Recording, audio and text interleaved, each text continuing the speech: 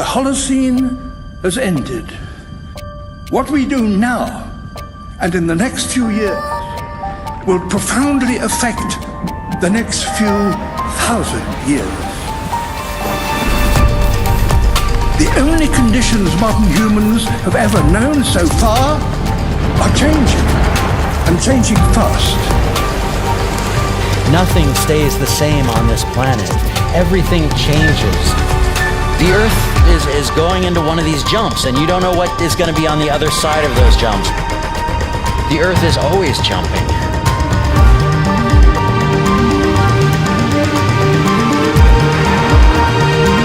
Things move on this planet. Things are not still. Everything is turning.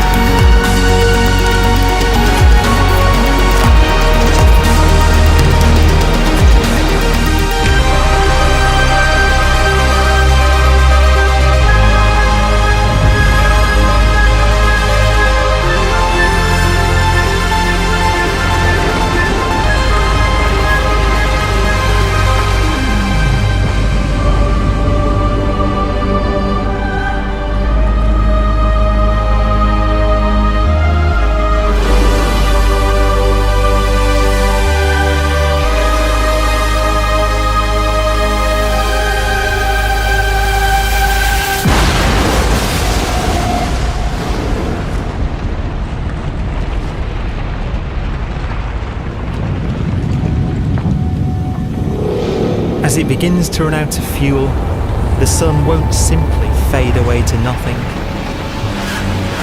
Its core will collapse, and the extra heat this generates will cause its outer layers to expand.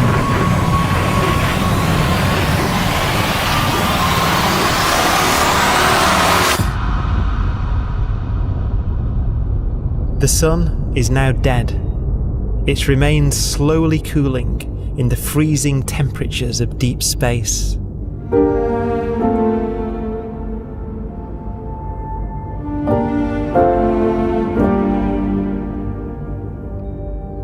The fate of the sun is the same as for all stars. One day they must all eventually die, and the cosmos will be plunged into eternal night. All stars eventually will run out of fuel. The temperature of the universe drops. The stars, one by one, in the night sky will turn off. And there'll be no more new stars created. And so that the universe will end not with a bang, but with a whimper. And not in fire, but in ice.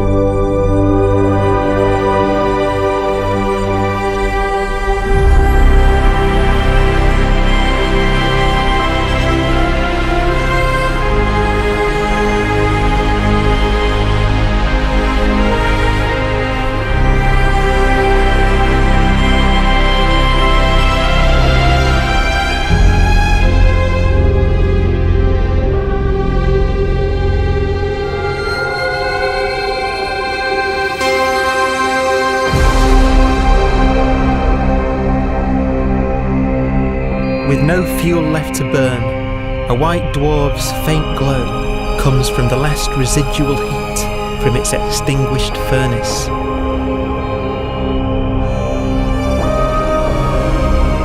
Looking at it from where the Earth is now, it would only generate the same amount of light as the full moon on a clear night.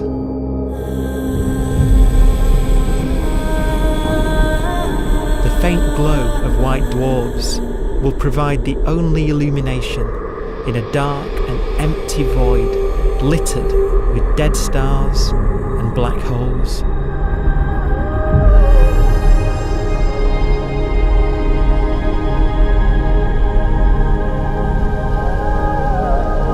In some ways, it's kind of a ghost universe. It's the corpses, the zombie stars, that will take us into the future.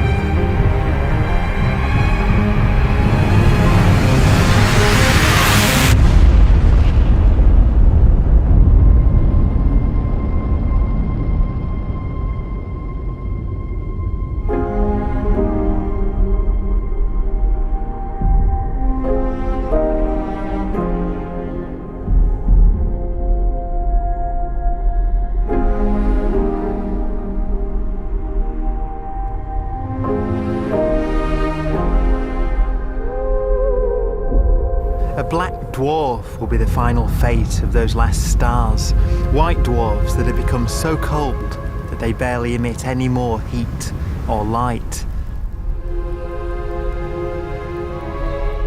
Black dwarfs are dark, dense, decaying balls of degenerate matter, little more than the ashes of stars.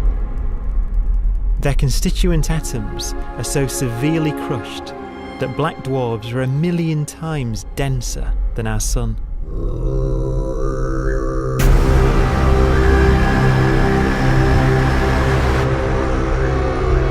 Stars take so long to reach this point, we believe there are currently no black dwarfs in the universe.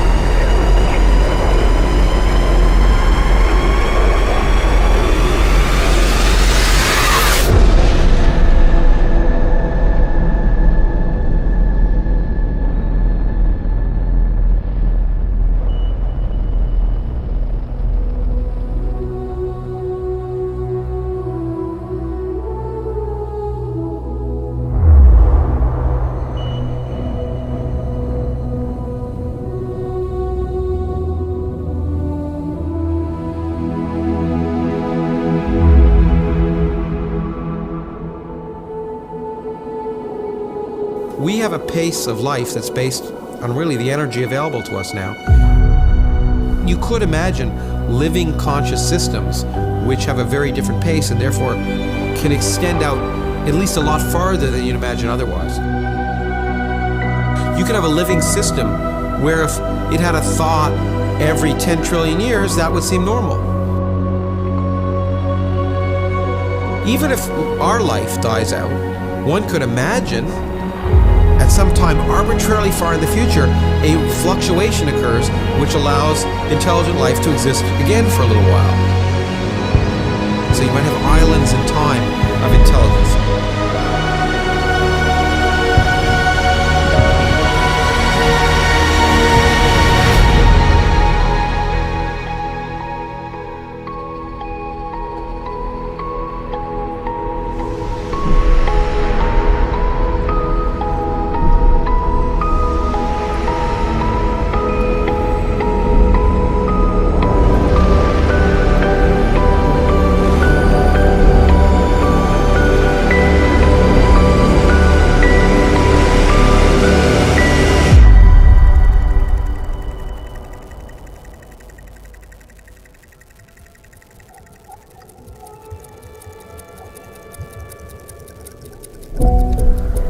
Proton, one of the fundamental building blocks of atomic matter, of what makes us up, can just spontaneously fall apart. Any material that evades the pull of a black hole eventually dies away as its protons disintegrate.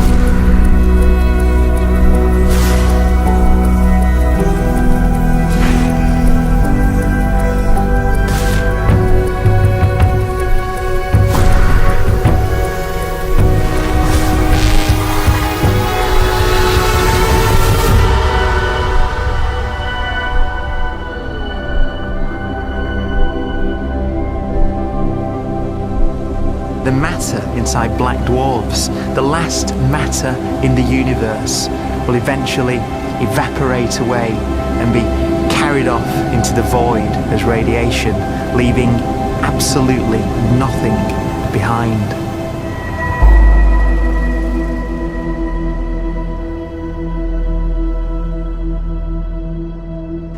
With the black dwarfs gone, there won't be a single atom of matter left. All that will remain of our once rich cosmos will be particles of light and black holes.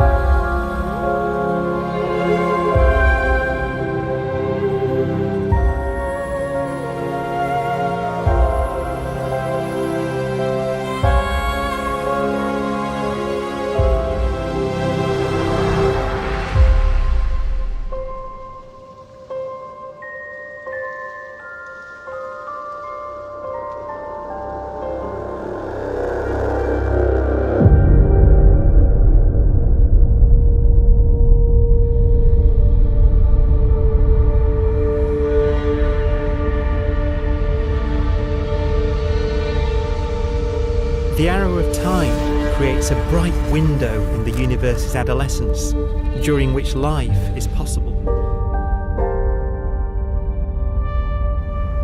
But it's a window that doesn't stay open for long.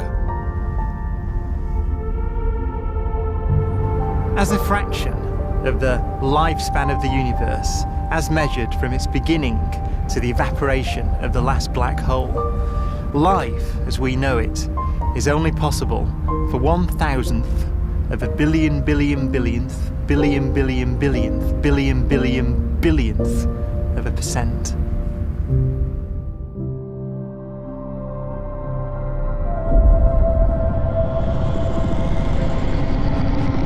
Black holes become the fundamental building block of the universe.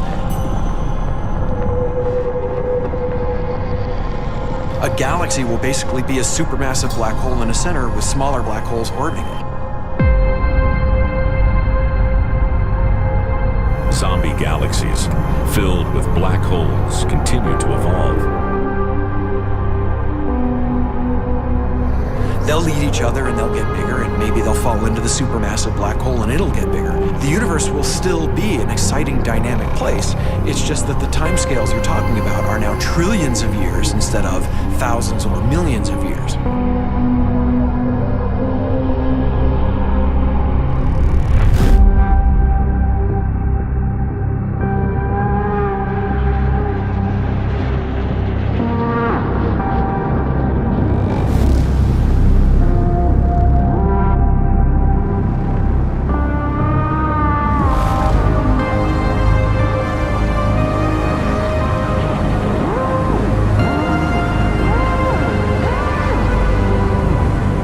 Black holes can bang on space-time like mallets on a drum.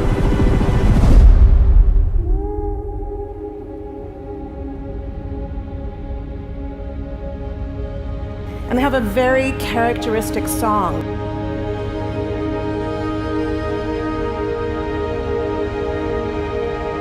Imagine two black holes that have lived a long life together. At the end of their lives, they're going around each other, crossing thousands of kilometers in a fraction of a second. As they do so, they leave behind in their wake a ringing of space, an actual wave on space-time.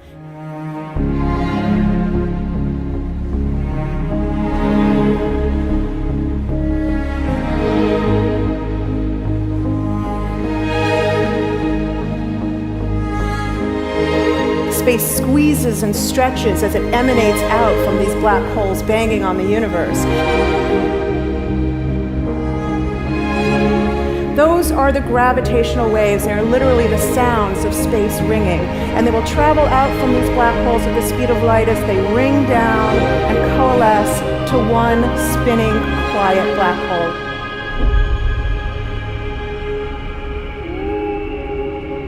If you were standing near enough, your ear would resonate with the squeezing and stretching of space. You would literally hear the sound.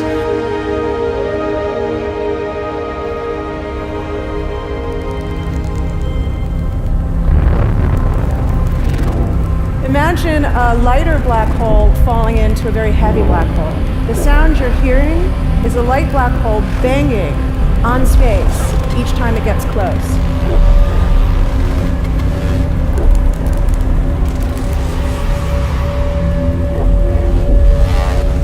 As it falls in, it gets faster and it gets louder.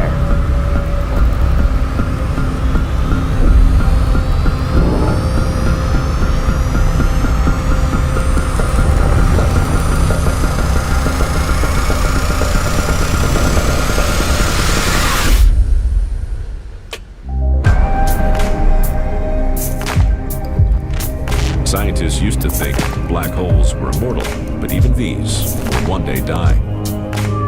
Now we're talking about timescales of unimaginable length, quadrillions of years into the future. On that timescale, even the black holes begin to evaporate.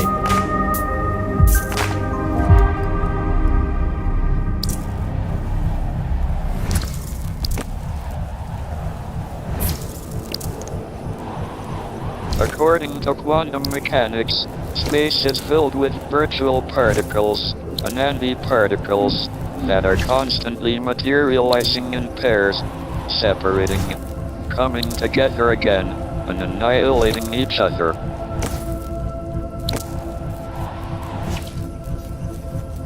In the presence of a black hole, one member of a pair of virtual particles may fall into the hole, leaving the other member without a partner with which to annihilate. The forsaken particle appears to be radiation emitted by the black hole. And so, black holes are not eternal. They evaporate away at an increasing rate until they vanish in a gigantic explosion.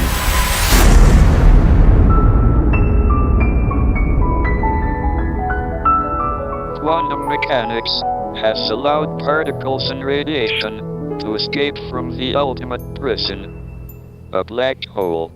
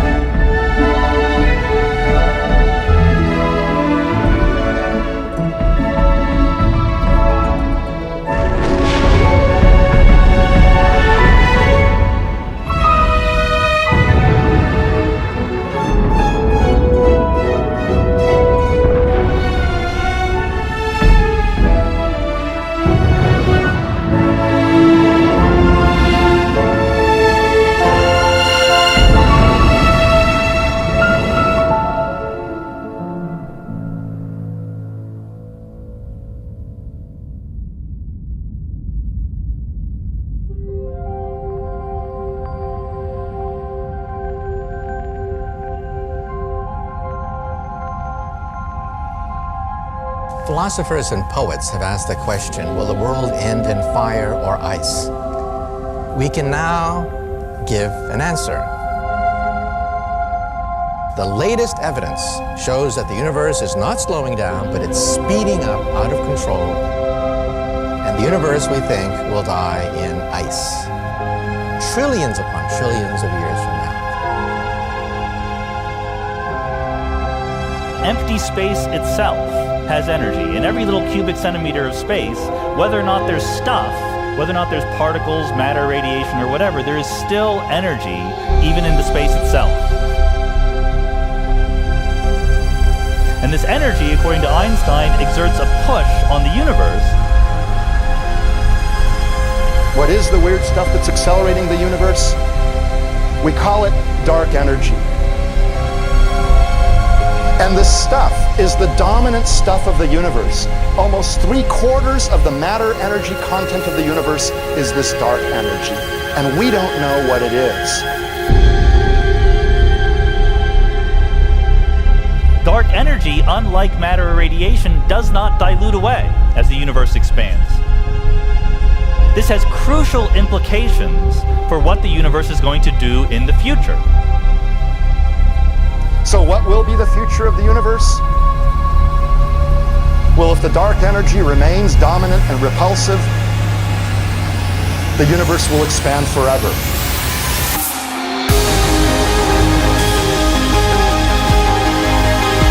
Faster and faster and faster with time. A runaway universe.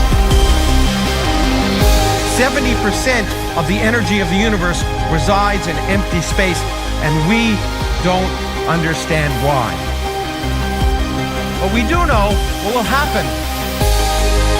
If that energy continues to be there, the universe will become cold and dark and empty.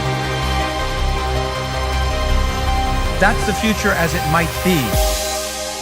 We don't know because we don't yet understand the nature of dark energy. Until we do, we won't know the future. We won't even understand our own origins, and that's why we want to know and study this subject.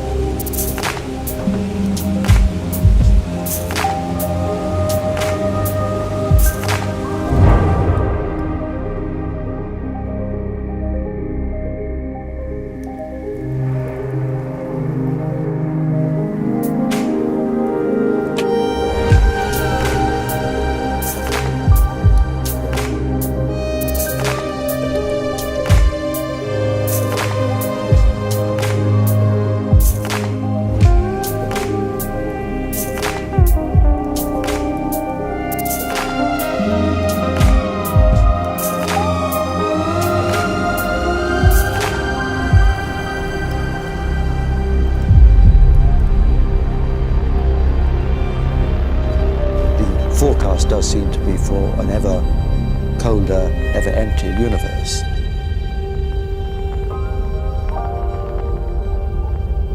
But then, of course, we have to ask, could that end lead to a new beginning?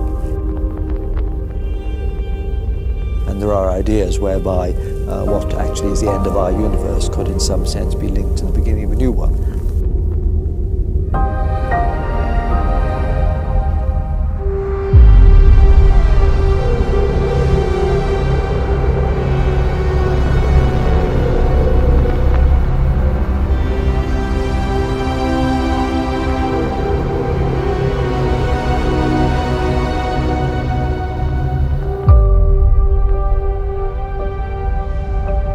We've worked out the mathematics, the equations. They seem to say that if you have an atom smasher that can concentrate tremendous amounts of energy at a single point, you can perhaps open up a gateway, a baby universe.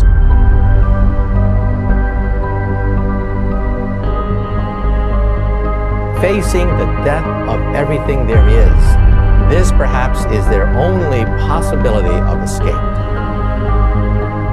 And this also raises a very intriguing possibility, sheer speculation of course, that perhaps any universe that has intelligent life in it will create baby universes, will create lifeboats, and proliferate child universes. So an evolution may take among universes in the multiverse. Survival of the fittest may take place. So those universes which do not have intelligent life are infertile. They have no children. But those universes that have mild temperatures, stars like us, would create civilizations that could open up child universes, and they would then proliferate.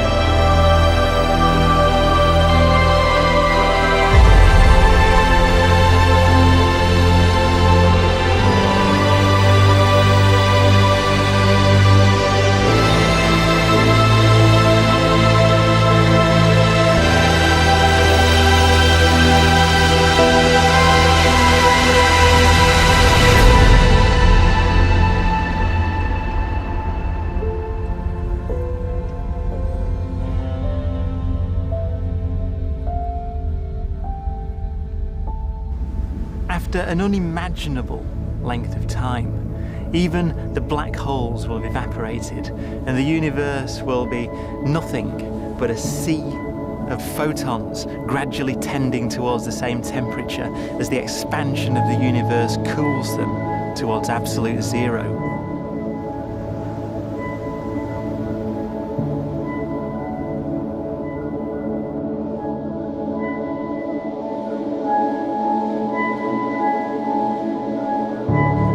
Once the very last remnants of the very last stars have finally decayed away to nothing, and everything reaches the same temperature, the story of the universe finally comes to an end. For the first time in its life, the universe will be permanent and unchanging. Entropy finally stops increasing because the cosmos cannot get any more disordered. Nothing happens, and it keeps not happening forever.